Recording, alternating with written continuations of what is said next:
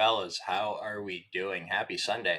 Chuck Silver here with Occupy Fantasy. We're going to talk about this little two gamer. We're going to go over some late swap ideas if you played the full four game main slate over the weekend. And we'll go over some showdown lineups too. So we have a cool little two gamer today. We have Texans Patriots in about 2 hours from right now. And then we'll have the Rams Bears later this afternoon. So, real quick, just a couple of little injury notes. These are directly from Brian, too. New England is getting back Kyrus Tonga, which is going to help their run defense slightly. And then for Chicago, their left tackle, Ozzy Trapillo, is out. And so they've been talking about moving the left guard, Joe Tooney, to left tackle or playing one of the other left tackles that have played this season, but it's going to be a downgrade for Chicago's offensive line. So we'll keep an eye on that. And the Rams are getting back their right guard, Kevin Dotson. So that's going to be a small boost to the offensive line. Now, I know the big news for that Rams Bears game is going to be the weather, right? And this is directly from Brian, too. It doesn't look like game totals have moved much. Sounds like snow could come in heavy for the second half of New England Houston, but I'm honestly more worried about the super cold weather in Chicago. Feels like the field is underreacting to the conditions, plus the dome team traveling outdoors. I kind of have the same thoughts. Matthew Stafford is showing very strong projections everywhere. Same with Puka, Devontae, that whole team basically. And the total is kind of high. Where are we at now? We're at 48 points. Rams are 3.5 point favorites. Supposed to be, feels like minus 18 degrees or minus 13 degrees, something. So we'll go into that, but let's go ahead and just start with the Houston New England game. So I kind of talk about this two gamer as a whole, then we'll go into some showdown stuff, and then we'll if you guys have any questions about late swapping on the main slate, I didn't realize I had this up on the screen. This is like one of my best lineups from yesterday, a clean lineup anyway. I don't have any snowflakes. Can't really win unless you have Kenneth Walker. You probably need Dalton Kincaid, and then Marvin Mims went off for 20 fantasy points at 1%. Seahawks defense is necessary. I'm wondering if one of the quarterbacks from yesterday, probably Bo Nix, is the winner too. I'm pretty high on Stafford. I have a lot of Stafford in my four-game set right now, but I'm considering swapping off of some of that to Drake May, who is actually the top play for this two-gamer today. He's our top quarterback on the model on both sites. He's quite a bit ahead of Caleb Williams, Matthew Stafford, and CJ Stroud over on DraftKings. Over on FanDuel, he still gets the edge, but it's not by as much. But it looks like we are going to want to lean into those New England stacks. I ran a quick build in the builder, and that's what it gave me the most. I'm getting a lot of New England, and I'm actually getting more Chicago and more Houston than I am full on Ram stacks, which is might be counterintuitive because my first instinct when I was building for this slate was to kind of just stack the Rams, throw in a couple Bears, make a mega stack out of that game. But the my feelings about the weather, getting a little nervous about it, and the builder is kind of pushing us into not doing that. Interesting note too: the builder's favorite defense is the Chicago Bears by quite a bit, and they're top of the model. Which again is pretty interesting because I think we're all interested in playing a lot of Rams today, but they're going to come in very low owned. They're very cheap. It helps us fit, Puka and whoever else we need to into our lineups. Helps us get up to Drake May at quarterback too. So Houston, I I kind of feel good about Houston. I think Houston's fine. Their offense is going to be suffering without Nico Collins today, but they have pretty good defense. I mean, just hold hold the Patriots under a few touchdowns, and they should be able to make some noise here.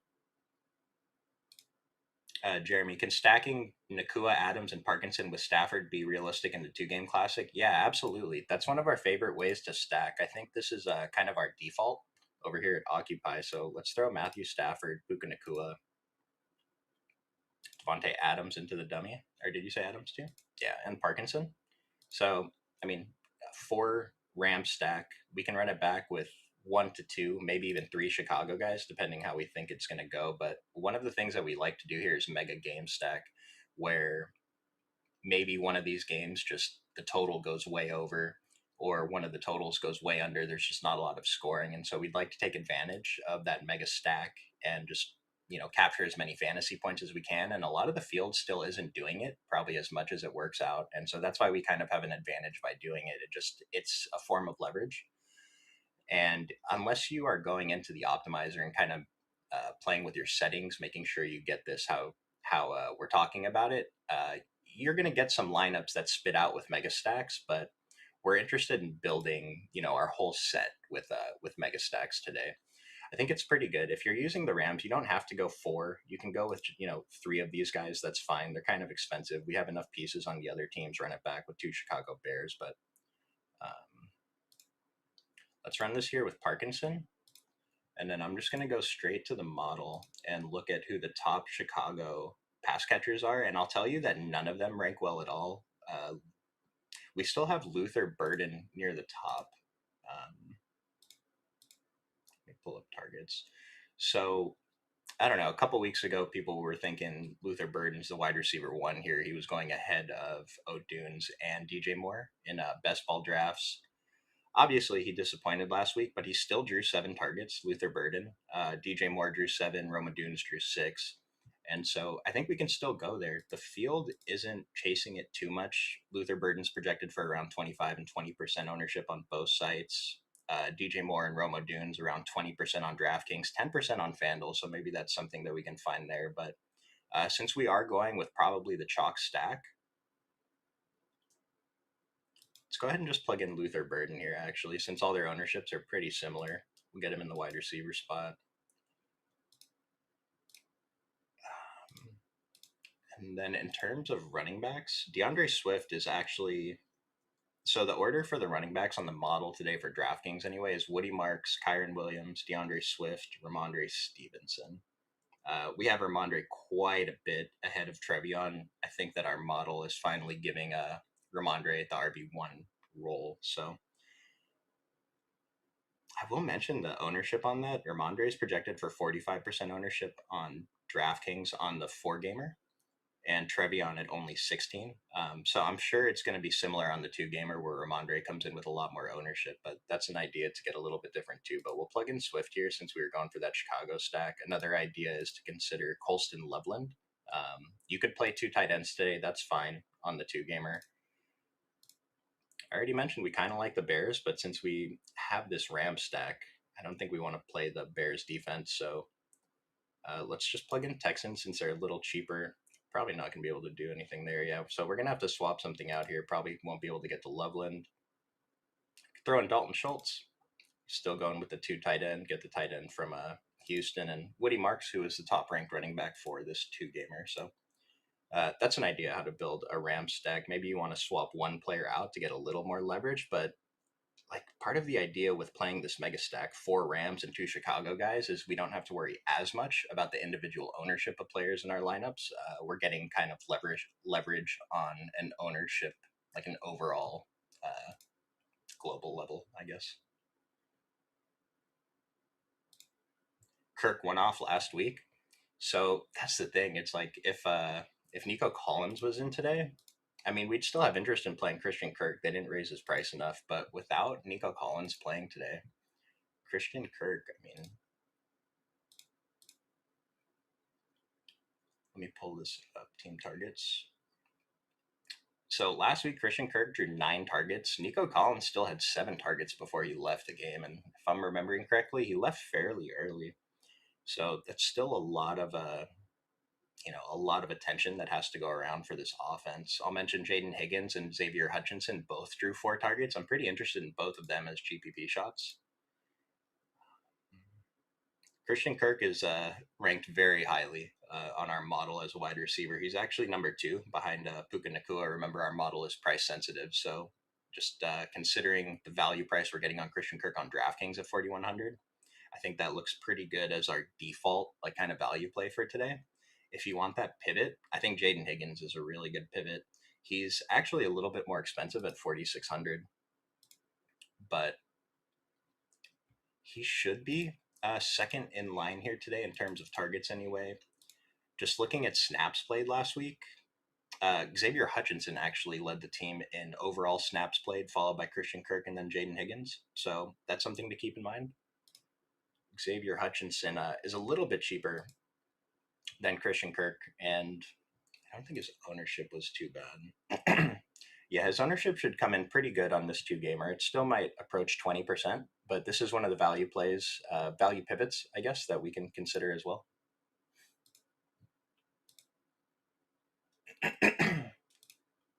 Do I like Xavier Hutchinson? Yes. Yeah. Yeah. I just saw this question. Exactly the reasons I just laid out. I think he's a pretty good piece of leverage. And just the 3,400 price helps, especially if we're going to be trying to play a lot of Puka. Maybe we want to play a lot of Devonte Adams too.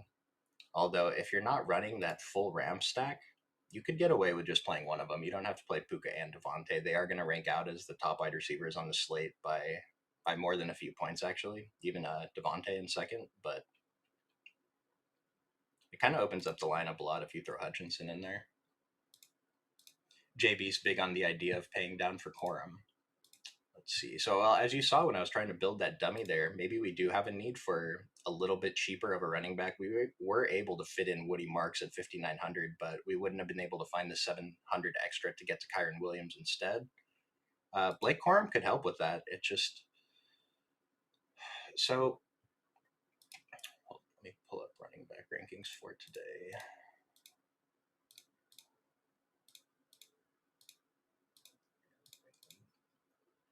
So, in terms of the running backs on this slate, Woody Marks, Kyren Williams, DeAndre Swift, Ramondre Stevenson in that order on both sites. And then there's a pretty large drop off to Blake Corum, Kyle Monangai, Trevion Henderson, and Nick Chubb, which makes sense. Those are all the backups to the top four guys that I named first. With Blake Corum, we actually have him projected for a decent amount of ownership, more than I would have expected. Let me double check this. So he's not going to come in unowned. I'm trying to pull up snap data. Blake Corum's snaps last week were in line with what we'd seen from him the rest of the season. It was actually on a little bit of a high end. He played 37% of snaps versus Kyren Williams' 63% of snaps. And Blake Corum touched the football 6 times. Now, that was much less than he'd seen in the weeks prior to that. Last week, I'm sorry, that was week 17. Week 19, he touched the football 11 times on the ground and he caught 2 passes for 13 yards. So that's actually pretty good volume. The week before, he had 14 touches. Week 17 that I started talking about, he had 6 touches, 15 touches, 11 touches, 13 touches.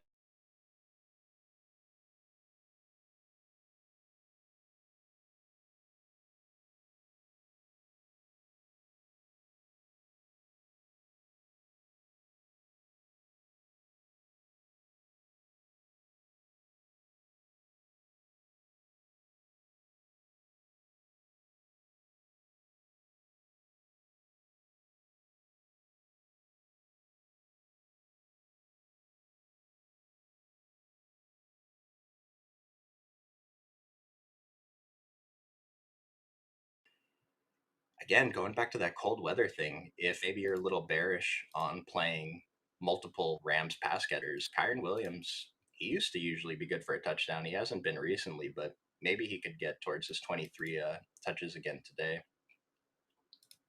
and just punch in that touchdown. So, oh, model, it's not loading. All right, I'll move on to the next one. The Kirk stuff happened due to mid-game subs. Not sure he can repeat it when the defense has time to prepare. Kirk was already going off before Nico Collins got hurt, though. He started off the game very strong, and yeah, he probably benefited later in the game from Nico Collins not being on the field, but he was already being targeted, and he was already probably the showdown optimal whatever before Collins even got hurt. Does a model like Corum? So it has those 4 main starters. Ramondre is a starter today, and then quite a bit below them is Corum, but he is the top backup running back on the model. Let me double check that's correct. Yeah, he's a top backup running back on the model, and he does stand out amongst the backups if that helps. How do I feel about using double running back in one game? Starter and RB. Oh, two running backs from the same team. That's another way that we can get leverage too. It's a little tougher because the model's not super high on any of the backups today. I guess Blake Corum and Kyron Williams is an idea if you want to do that. If you're kind of getting away from the pass catchers a little bit, you kind of think the passing game's going to be a little bit rough in the cold weather. It's going to be really hard to fade Puka. We kind of have the value to fit him in without any trouble today. I mean, the next closest in price is Devontae, and he's quite a bit less expensive. So let's run a quick one here. So Colston Loveland's the top tight end on the model by quite a bit today. After him, it's Kobe Parkinson, Dalton Schultz, and then Hunter Henry in that order. And that's the same for both sites. I want to get. Let's throw Loveland in here since we're kind of doing this run back with the Rams, but I want to try it without playing Matthew Stafford. Maybe we'll end up having to get rid of Puka, but I've been talking about the model really likes these New England stacks with Drake May. See if I can pull up one, for example. So, throw the later game into the flex, but for the purpose of the stream, I'm just going to throw these guys in right now.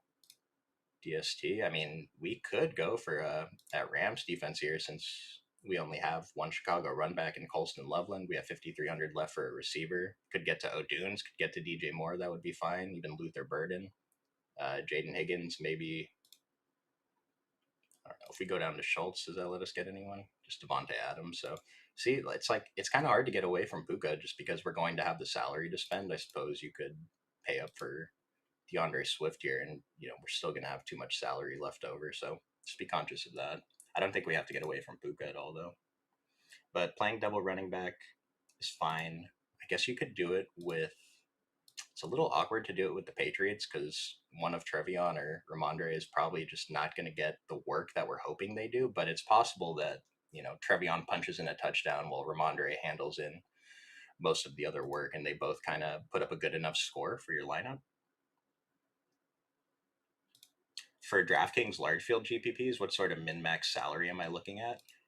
For the minimum, if you're just starting building out running lineups through the optimizer, especially if you're using the lineup builder, occupyfantasy.com, I would probably set it to maybe like 2,000 under, 48K on DraftKings and just kind of see what lineups it gives you and then adjust from there. And as for a max, I wouldn't put any max that's lower than the 50K that we get on a two gamer. Kirk is an absolute fade. I don't know, man. He without Nico Collins, he drew 9 targets last week. He's still showing up near the top of our builder, and his price did not go up enough to where we need to be concerned about getting away from him. The consideration would be he's going to come in with heavy ownership.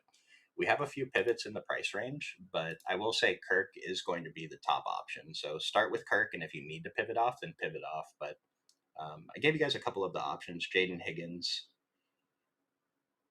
and Xavier Hutchinson. And then I guess I didn't mention Jalen Knoll. He didn't really see too much of an increase after Nico Collins left the game last week. Pull this up. That is not what I'm looking for. Yeah, so Jalen Knoll still only played 6 snaps last week. Even with Nico Collins leaving the game, that's obviously not great. Just in case, this is probably more relevant for the showdown slate, but Braxton Berrios. Is he in the player pool? Yeah, Braxton Berrios is here. He hasn't played a snap since week 10, which he played 1. But the couple of weeks before that, Nico Collins was out for week 8, and Braxton Berrios saw 23 snaps, which is it's kind of significant. So I don't know that we have to worry about him for the main slate. We kind of already have our salary relief, but for the showdown, Braxton Berrios is in consideration. Double RB1 and 2 from the same team and also RB flex. So I don't know that I would want to be doing that in the Houston New England game, but again, going back to this cold weather idea, we could try it in the Rams Chicago game. Run Kyron, Blake Corum. I guess we would have DeAndre Swift in the flex as our Chicago run back, and yeah, only 100 away from getting to Puka, so we could figure out how to make that work. Probably come off Adams. Stephon Diggs is the third overall ranked wide receiver on the DraftKings model today. So we can use him as our, I guess, main pairing with Drake May. Let's see if we get Hunter Henry at the tight end, and that leaves us 3,700 to get to Xavier Hutchinson. It's not a bad idea for a New England stack if we want to go heavy on the two running back, run back with one running back idea. People in the books are sleeping on Hutchinson. So his target volume all season has been okay. In the games that Nico Collins missed, though, saw 6 targets and 9 targets in that Week 18 game. So that was pretty significant. I already mentioned he ran the most routes. I shouldn't say that. He played the most snaps. I don't know that he ran. I imagine he still ran the most routes, but he should have the most opportunity on the team tonight. It's just a matter of if he gets those looks. But I think he's a pretty great value option. All right. I want to show a couple more stacks before we swap over to talking about Showdown very briefly. And then if you guys have any questions about late swap, throw them in the chat. I'll be here for like 10 more minutes. So let's take a look at.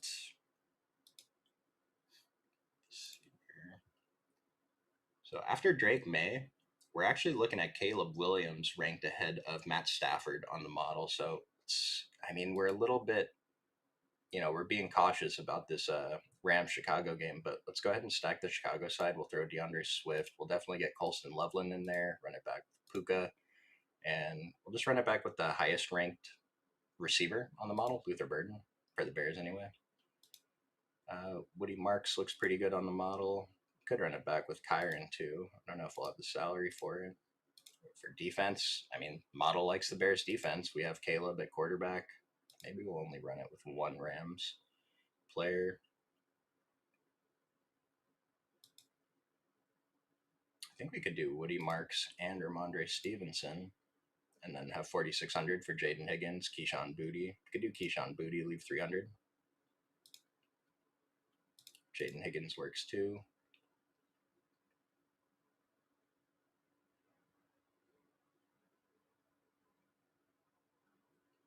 Why am I not seeing these chat messages in my... All right, sorry guys, the chat messages aren't showing up on my screen. Let me go back. 4 favorite touchdown scorers today. I haven't looked at touchdown odds, so I don't know if this is in line with Vegas, but just kind of looking at the model and what my feelings are. Kyron Williams, number 1. Probably Ramondre, number 2. They seem to want to give him the goal line work. On the receiving side, if I had to pick a tight end, I'd probably just pick Hunter Henry, but that's just having fun. Nothing behind that. I don't know about any of these receivers catching a touchdown, but I will mention Devontae Adams drew 13 targets last week. He had kind of a poor game for fantasy, but 13 targets. He is the most targeted player in the red zone on this team. He just didn't happen to catch a touchdown. He only caught 5 of these passes, but Devontae looks pretty dang good today. If you can get like good plus odds on him, then that would probably be my pick for a receiver.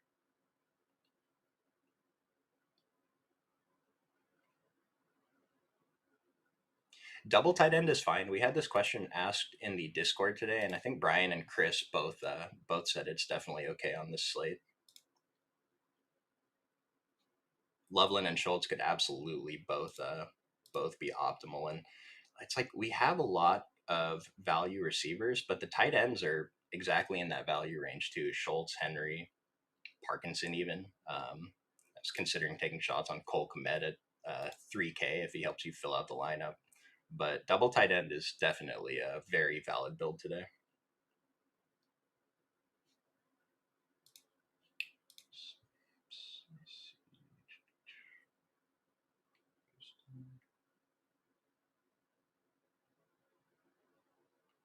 Walker.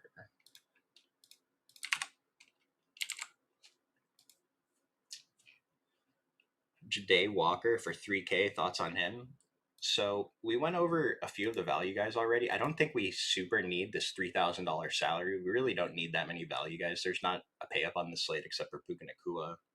But Jade Walker, he was out last week. The week before, remember the weeks before Roma Dunze was out, and so earlier in the season when Roma Dunes, Luther Burden, and DJ Moore were all in, Jade Walker played 6 total snaps before week 14. He saw good work when Roma Dunes was out. If Roma Dunes ends up being out this afternoon, then I guess we could consider Walker. But Alameda Zacchaeus would actually be the cheap guy here that I would be more confident in is getting work, and that $300 isn't enough to make a difference. Is a model saying leave lots of salary? Let me check. So in my DraftKings build, most of my lineups are leaving $100, $0. There's a couple leaving like 300, 500. I have a couple here leaving 1,000. And so yeah, the builder wants us to use most of our salary for the main slate 2 gamer.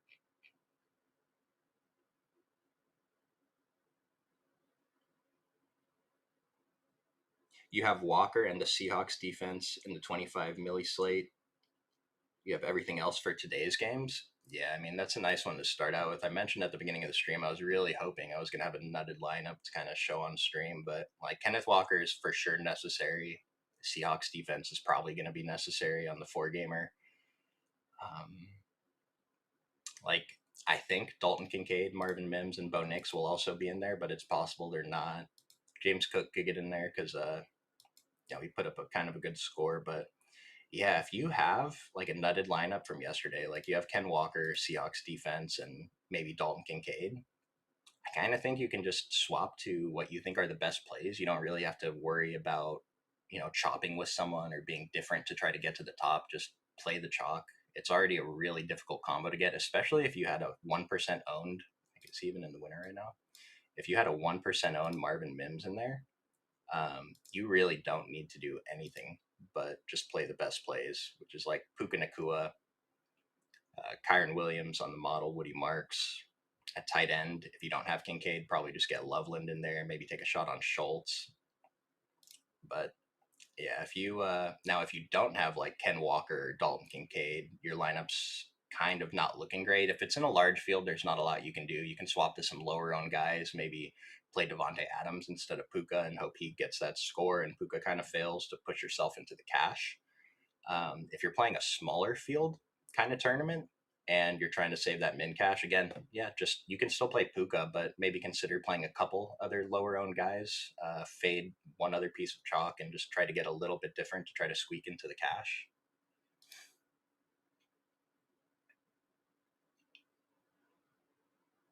Texans play man open field for May to run. Yeah, it's an idea. The Texans are pretty good on defense though, and so I already mentioned the model's super high on Drake May today, and so he is going to be our top choice at quarterback. Where do we get leverage at wide receiver?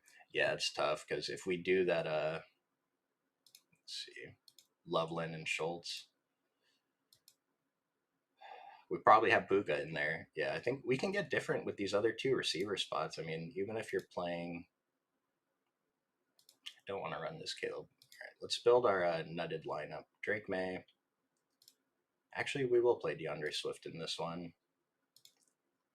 We'll have Ramondre and Diggs. Now, where can we find some leverage? We have a lot of options here. None of these guys are going to be super high owned. Like you could leave a little bit of salary and get to one of these guys. If you leave a little bit of salary, I don't think it's necessary on the 2 gamer, but it is an idea. I don't think you have to spend all of it. But there's ways to find leverage even if you run the double tight end with Puka.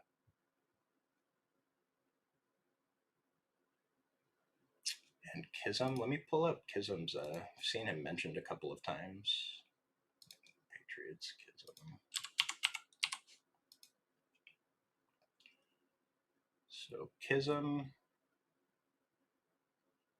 he actually played 22% of snaps last week. Since Mac Hollins has been out, it looks like he's absorbed some of those routes. Last 3 weeks, Kism played 22% of snaps, 44%, and 62. That was going backwards. So his snap count's been going down I would say he's a play on the showdown, but I'm not sure I'm that interested in getting to him on the main slate again. We just really don't need this $3,000 salary. So unless you think he's going to put up a score that you kind of just have to take down a tournament, then uh, it would be really tough for me to even mix him in just a couple percent.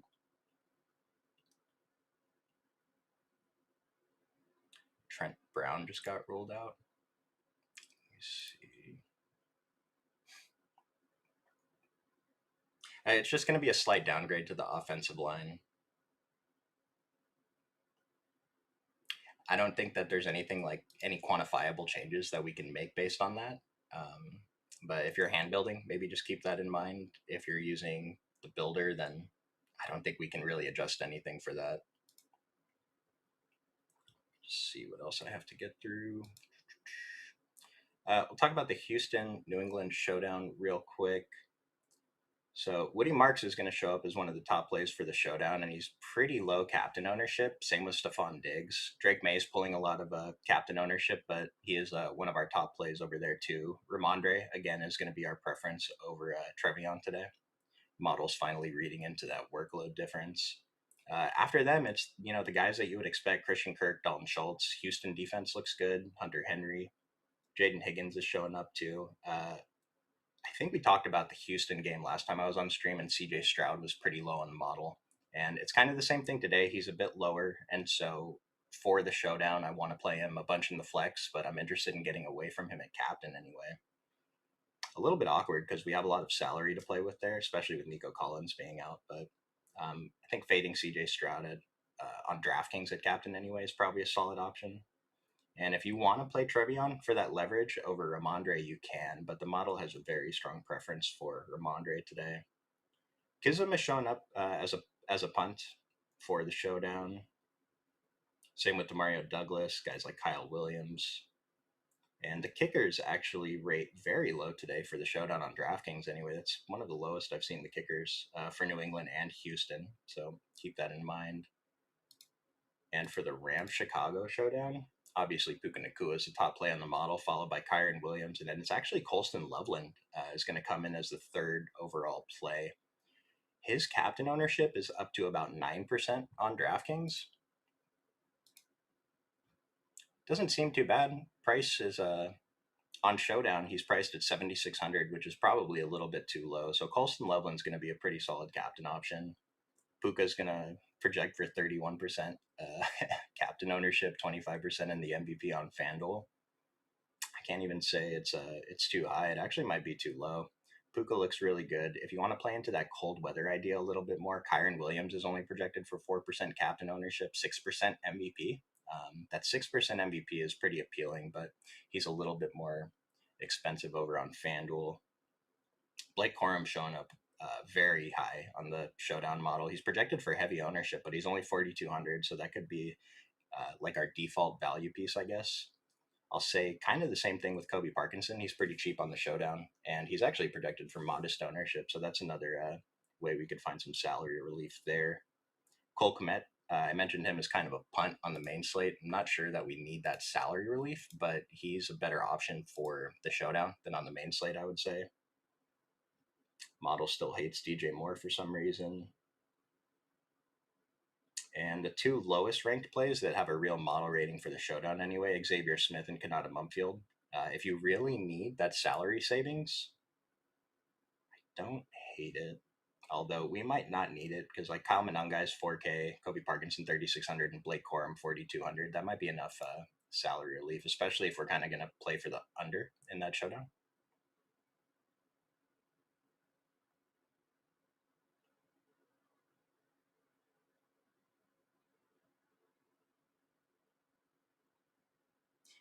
I'm not sure what this comment's in reference to, but there's a lot of Walker slash Seahawks, like talking about for the four gamer, a lot of Kenneth Walker Seahawks lineups, some with Allen and Nix, with Nix and Mims. If someone has Nix, Walker, Mims, Seahawks, probably Dalton Kincaid, like that's the nuts right now. Yeah, if you have anything like that or close to that, especially in a smaller field, just play the best plays. Think about it. If you guys have any last minute questions, I'll be here for a couple more minutes. I feel like I'm forgetting something. that I'm supposed to talk about here. Went through both showdowns pretty quickly. Talked about late swap for the four gamer. Did I skip a team or something? No, we pretty much covered every team. I mean, just go through it real quick one more time. Um, so Rams, we're a little concerned about the weather. Brian is a little surprised that the field isn't more concerned about it. All these players are still projecting out very strongly across the industry. I mentioned that the builder is pushing Patriot stacks pretty hard. Have a couple of Houston runbacks. The most popular runbacks are Woody Marks and Christian Kirk, of course. The top pair with Drake May. It's both Stephon Diggs and Ramondre Stevenson. If you want to run a Rams game stack, it looks like the builders really preferring to just lock in Puka Nakua. Favorite runbacks are Colston Loveland, DeAndre Swift, and Bears defense. The builders really pushing Bears defense. I mentioned we might not necessarily have a need for this like super cheap defense, but um, model loves it. And this cold weather stuff, it's possible we could get really heavy leverage with that low ownership on the Bears. And I'll answer this last one: Parkinson and Adams, or Zacchaeus and Kyron. Let's take a look at what that looks like. Parkinson and Adams, or Zacchaeus and Kyron. If this is just for the two gamer, depending on what the rest of your lineup looks like, I would say it's probably the Parkinson Adams side that wins, even with everything I'm saying about my concerns about this passing game here. But Zacchaeus, I mean, this is just sure he has that spike game potential. He could be the low owned guy that kind of helps take our lineup to the top, but it's tough, especially if Roma Dunes plays. Um, I know he caught the touchdown last week, but he only saw two targets, so default probably Parkinson and Adams. Mentioned the model loves Parkinson, likes Adams. Model loves Kyron Williams, and Zacchaeus actually didn't even make the model, which means we have him projected for less than three targets. So he's probably more of a showdown play than he is on the main slate.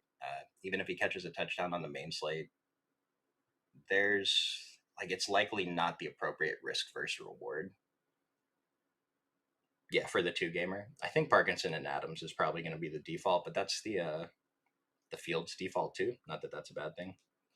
And yeah, I guess I didn't mention Higby. Been talking about Parkinson. Higby does not project out well for us at all today. He's going to come in with pretty low ownership, but so is Parkinson. And so let me just double check the.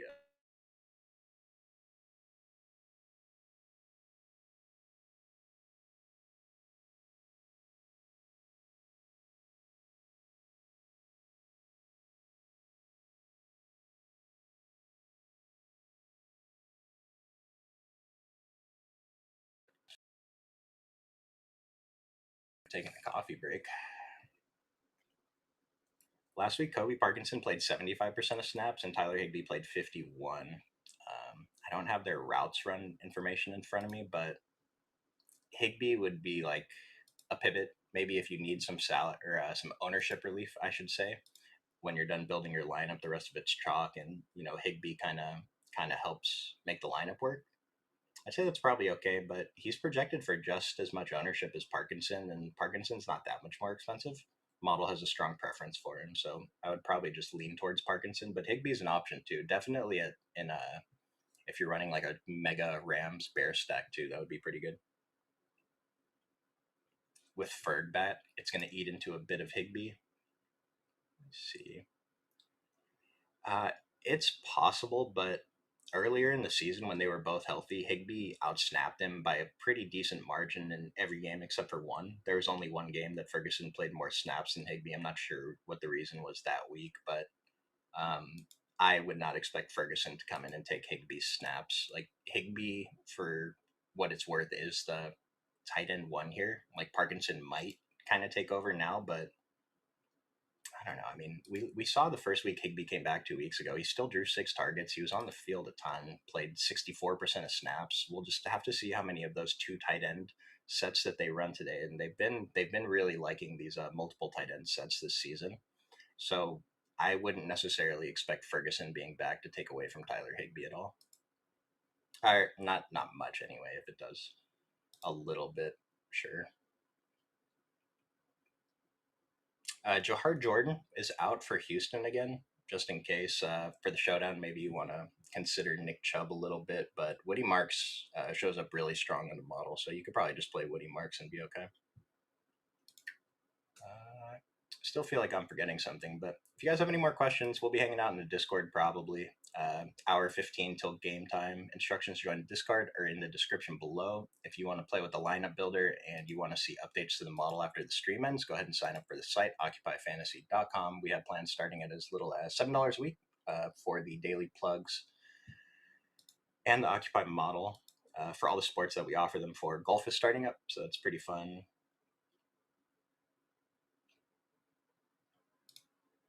Just see if maybe there's a note in the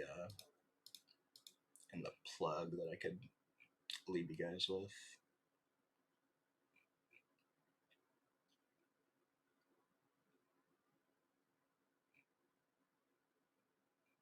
All right, yeah, I think that's going to do it, fellas. Appreciate everybody tuning in. Hope we have a fun day of football. Good